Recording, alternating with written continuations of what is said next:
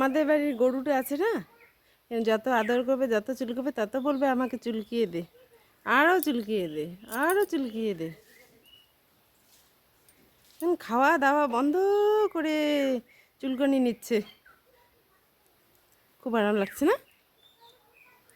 মানুষ ছাড়া অন্যান্য জীবজন্তুগুলো, বাড়ির গৃহপালিত পশুগুলো কত ভালোবাসা বোঝে। তারাও একটু ভালোবাসা আশা করে মালিকের কাছ থেকে, বাড়ির যারা আছে তাদের কাছ থেকে তারাও একটু ভালোবাসা আশা করে।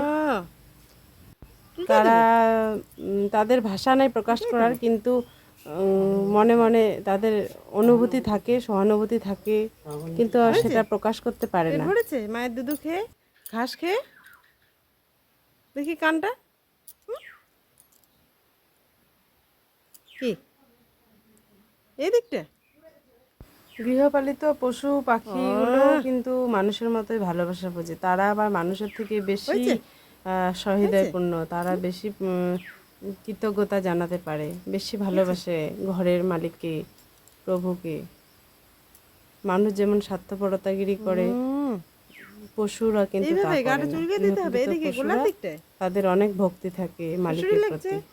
আরাম লাগছে। এই পৃথিবীতে মানুষের থেকে স্বার্থপর জীব আর কোনোটা আছে বলে আমি মনে করি না। কেননা নিজেদের সাথে মানুষগুলো জীবজন্তু বাড়িতে পালন করে, সেগুলোকে আবার বড় হলে বিনিময়ে, টাকার বিনিময়ে বিক্রি করে দেয়, কিংবা বাড়িতে তাদেরকে যখন বড় হবে নিজেদের লালসা পূর্ণ করে, নিজেদের জীবের তৃপ্তি মেটায়, আত্মার তৃপ্তি করে, তাদেরকে মাংস ভক্ষণ করে দেবে না।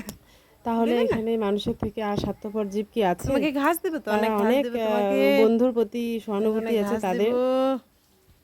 তারা যদি কোনো উপকার পায় সেটা আজীবন মনে রাখে। তাদের প্রমাণ হিসেবে কুকুরকে তো আমরা ধরতেই পারি। কুকুরের অনেক প্রভু ভক্তি আছে। তাছাড়া অন্যান্য জীবজন্তু আছে, তাদের ভালোবাসা, পাখি পক্ষী রয়েছে অনেক, তাদের ভালোবাসা নিঃস্বার্থ। তারা কোনো স্বার্থের জন্য ভালোবাসে না, তারা নিঃস্বার্থভাবেই ভালোবাসে, ভালোবাসা দেয়, ভালোবাসা আশা করে। ঘাস খাও, ঘাস খাও, ঘাস খাও, ঘাস খাও, ম্যাও। ও ঘাস খাও।